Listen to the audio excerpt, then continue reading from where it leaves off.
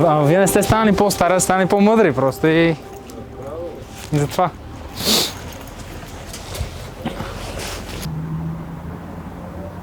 Така е. Ето ме и мен, на път да свърша на работа.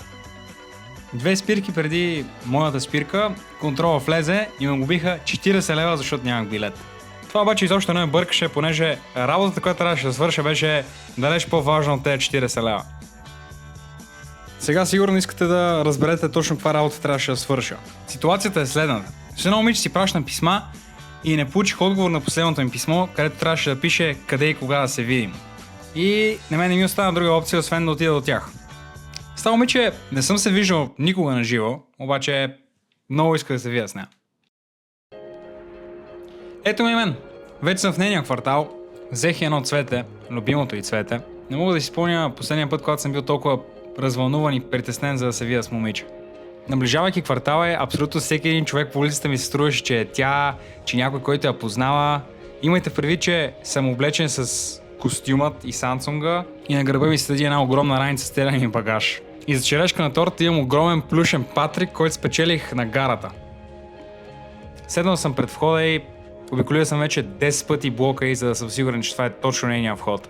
Пренаредил съм си целия багаж в раницата, напарфюмирал съм се, препиках и блока и седнах да чакам. Знаех, че след около час отива на работа. Изобщо дори не си помислях да извънна на домофона. Чух се с един приятел по телефона и след около 40 минути седяме пред блока й. Един много любезен господин, също с костюм, но пълен костюм, реши да ме покани в входа и аз, съм учтив човек, нямаш как да му откажа и влязох в входа. И вече съм наистина много притеснен. Започнах така леко да се припотявам, малко по-трудно дишах, бях си напълнил гащите.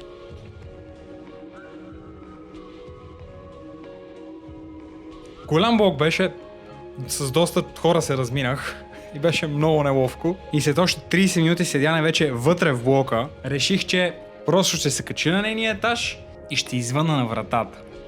Без да си дава много зора се качих, тя живееше доста нависоко.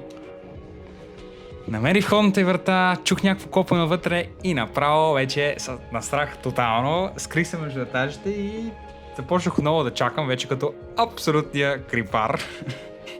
Още тогава издавах сметка колко много неща могат да се объркат, но гледах много да не мисля за това. Реших малко да поседна между етажите и да си почина. Мина се малко и в този прекрасен, късен съботен следобед всички от блока и решиха просто наведнъж да излизат навън. Асансьор е един такъв шумен, много шумен, вратите са стари, всеки отваря, тича по стълбите направо и аз тотално се побъркам, защото всеки момент очаквам някой излезе от нейния апартамент, но не съм сигурен откъде идва вече шума. След като малко повървях по етажите, разминах с няколко много объркани хора, чух и нейната врата да се отваря и се опитах леко да надникна, но вече беше късно, нещо се бях спънал и някой беше излязъл от тях. Така че продължих надолу по стълбите, за да не е странно и се оказа, че това е майка й. А майка е една такава много блага, приятна жена с една красива усмивка и аз седа с костюма, с цветето, все едно слизам от комина, изглеждайки така и се усмихнах. Тя ми каза добър ден, аз си казах добър ден и просто си продължих надолу по стълбите.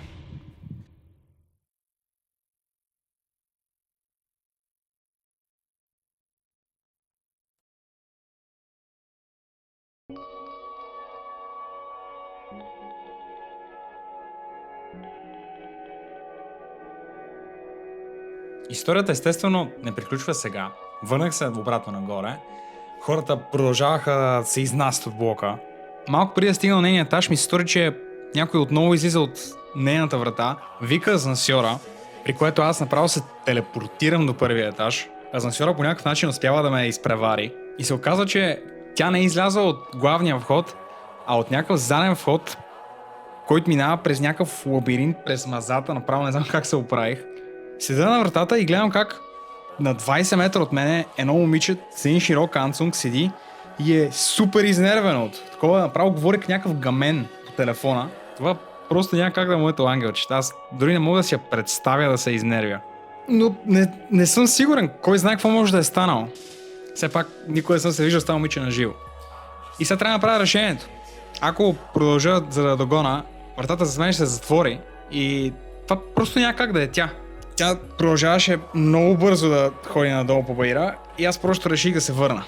Качих се отново до почти последния етаж, смених си ризата, защото просто беше подкизнала вече. Целият блок вече се беше успокоил. Мъртва тишина. И си останах с мислите малко. Вече съм в този блок от цяла вечност, дори не мога да си спомня кога съм дошъл. Целият ми живот ми мина пред очите. Вече започнах да се замислям изобщо какво правя тук. Даже имах чувство, че съм се родил в този блок. Все едно не познавам светът отвън. И седя, вече съм с сменена риска, изсъхнал. И си гледам навън, ми се открива цяла София, много красива панорама имаше този блок.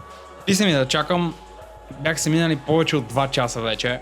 Застанах така хубаво изправен, може би за 30 път пред входната й врата.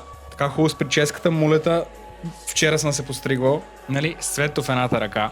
Само за да допълна малко атмосферата, от съседния апартамент се чуваше как някакво момиче направо го разцепват, докато върви Future. И най-накрая... Вече съм събрал целият кораж, който мога да събера. Звънкам на звънеца. Изчаквам малко. Вътре нямаше никой. Вече сме на живо. Цяла програма е. Това брат, знаеш, що го снимам, защото тази история, като ти разказвам, дори след една седмица ще кажеш, това не го помня изобщо. Как ще гледа през камерата? Така всеки път чуда. Или на някой ще ми я открадне, Нормално, или като си някой ще слагаш ми врата на площата живее. Човек май ти хареса камера, с малко лога ще е мечта. Ето абстрактен кадър, примерно мога го ползвам, като говоря за как трябва да си като примерно нещо да си като дете, не знам, ще съм го измислил. Ма да се забавляваш като дете, примерно нещо такова лака и да върви това отзад. Преди да съм напуснал Плевен, искам да съм направил като късометражен филм Изкуплението Плевен. Може би тези кадри, които сега правиш, са част от него. Може би не знам. Изкуплението Плевен, това ще ми е великият филм. О, брат. Искам да се видят двама диви сериани в столицата. Тук съм пред Народния театър с моя брат от малкия град. Брат ми е напуснал вече от 10 години малкия град. Всичките могат да застават. Ей ти брат, микрофона. Не искам микрофон. Ето колко по-назад, защото не знам. Сапа по-назад. Защото тук, гледай, тук трябва. Виждаш какъв добър кадър, така от ниско и ние сме отгоре. Как е прическата ни, брат? Всичките да застават. Този уикенд мисля, че успешно превзех колкото беше възможно в столицата. Нищо не свърши. Беше най-безмисленият уикенд. Но другия уикенд ще е много силен. Арто Вок е за изтриване. Ниско възпитание. Вместо да се прибрал сега до Плевен, цял ден сял в блока, разхождал се напред-назад, майка те видял и сега... Отворен ден ще се прибирам. Влака в 11, който пътува. Това беше вчера, брат. Днеска... Влака пътува 3 часа буквално. Знаеш колко е красиво. По Стара планина и села, Роман, не знам, трябва 100% да ги разгледаш. Ти няма как да ги разгледаш всичките. Там Искър ли минава, Марица, по-скоро Искър да е нагоре. Искър ли? Марица не минава и пак някъде по Стара планина. Искър направо, ма на 100 места минава, аз снимам, нали, да видя после локации са такива села, ама дето трябва да обикаля с месец, ще да ги видя уличките и хората да видя. Ама това направо в някаква така е планината около него, тук е реката, толкова е красиво. Много живописен път, сигурно си ходил с влак. Аз знам, че баща ми веднъж почти се оженил, ме беше разказал във влак. Вика, наистина? Is this a real story? Да. Една от тези истории баща ми просто е така, защото не съм го питал, решава да ми я разкаже. Вика, ти не си ме питал, за какво ти я разказвам тази история. Много добър кадър, много силен кадър. Има като антигерой, ти така отстрани ходиш, за някакъв дилър и аз съм на светлината. И виж, без да го виждам кадъра, си го представям, като Мистер Бист. Същия. Брат, аз съм луд, докато не успея и после няма да съм луд, като Ил Цонев. Какво искаш да кажеш за шеф тя? Не ще да кажеш за него. Добър ли ти е шеф, а? Нямам шеф, нищо ме обича. Как така нямаш шеф? Хапването го е изява, наистина, не го е изява. Брат, ти как ме виждаш след една година? Понеже ако те питам след 5 години, нещо време, това е много време, а след една година как ме виждаш? Какво е братство? Братство? При масоните? Да го духат масоните. Те обръщат Библията, защото... Свидетелите на Йехова. Не. Много братство ли ще? Суровото братство. А ти, брат, как се виждаш след една година? Брат. Как си страна? Не се вижда. Така се виждаш. Не се. Добре, след една седмица. Това ми е далече.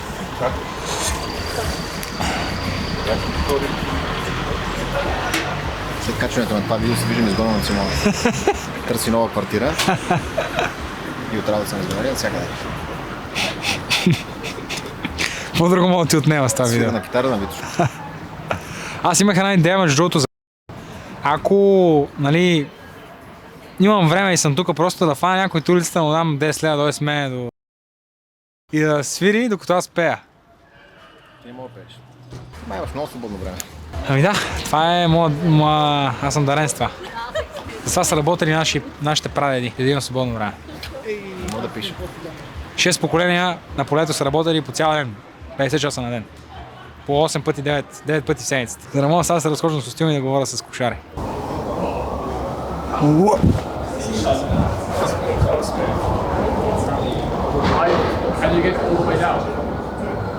No, you can't. You need like your pants. I think you can. Maybe you should try, man. Maybe you should try. I should try. You need some momentum. I'm doing a show, yeah. You just need a little bit of a momentum, and I think you can do it. Get a big run up. Yeah. Maybe you should try it out. Maybe you should try it out a few I'm times. not sliding. I'm not sliding. You should just give it some thrust. You know. Come on. If you do it with him, we'll give him some confidence. I'm not sliding. You've got the Look, trousers look, for look. it. Maybe it's because of the pants. I don't know. Yeah, it's because. But you just stop. You just stop. You just stop. I can't do it. I can't do it. Just somebody push him. I don't know. I don't want to be the one who pushes him. Some momentum. Come on. Like the jeans. Maybe I gotta get some speed. Get some speed into it. Whoa! No, I'm gonna fall. I will fall. But it's all fun. Whoop! And I just stop here. Nearly. Yeah, I could just do one of these. Whoa. No hands. No hands. No hands. No hands. Whoa. What kind of stuff do you film normally? Just everything. Like Sneeko. Do you watch Sneeko? Yes. Do you know it? I kind of try and do that, but in a Bulgarian way. Yeah. Yeah. Teach us some Bulgarian. What do you want to say? All I know is all I know. Specifically for females. For females, there's a lot of things you can say to females. For 4 beers. is all I know. The Bulgarian language is very rich. It's very, very rich. So it, you know Shakespeare. Ivan Vazov is our Shakespeare. He makes up all of the words we I've use. seen the word Vasov somewhere. Ivan Vazov, he's the goat. Where have I seen that word? I've seen it. He's a poet. He's a poet, and you know, he's like our Shakespeare. He came up with a lot of our words. Yeah. Well, to the ladies, what can you say? You can say a lot of things, man. You have to give them like a scenario. All I know in Bulgarian. Is she at the bar or? I can ask for 4 beers. For 4 beers, alright. Četiri biri mulla. That's all I Yeah, can do. that's right. That's right. And it's thank you, blagordiyachi. Maybe you should try and go non-verbal with Bulgarian. Yeah, you should just try Do and. I just make random noises? Yeah, you gotta make some random noises. Yeah, Bulgarian They'll- girls love Will they that. not be there like, what the hell are you on about? No, you just gotta, you get a feeling. You get a feeling on the moment. Yeah. Fair. Yeah. Inshallah. That's right. Have you learned? Can I have one phrase? One phrase. One phrase, if you could Na teach me. zdrave, na that's I know true. Nazdrave, I know Nazdrave. Well, the other one, I don't know. That's the only one I know. You can say a lot of beautiful things in Bulgarian, but you need Teach me to. one. Teach me one thing. Anything. I can teach you so. I just gotta think about it. You know the language. Any phrase. Any first thing. My favorite phrase is Julie Minch. Julie Minch. What does Julie Minch? Wait, come here. Because we have a word as Minch, but I don't know. Julie Minch is like. It's very complicated. Yeah. What does Minch mean? In the future, do you know Slavi Trifonov? He's like the goat of shows ever. He's like this bald guy, very rich. I'm gonna be him, but way better, you know. I believe it. Inshallah. I see the vision. It was nice meeting Yeah, you. it was nice meeting you guys too. Yeah. Nice to meet you. Julie Minch. Julie Minch. You're having me on here. Julie Minch. No, it's like our thing, you know.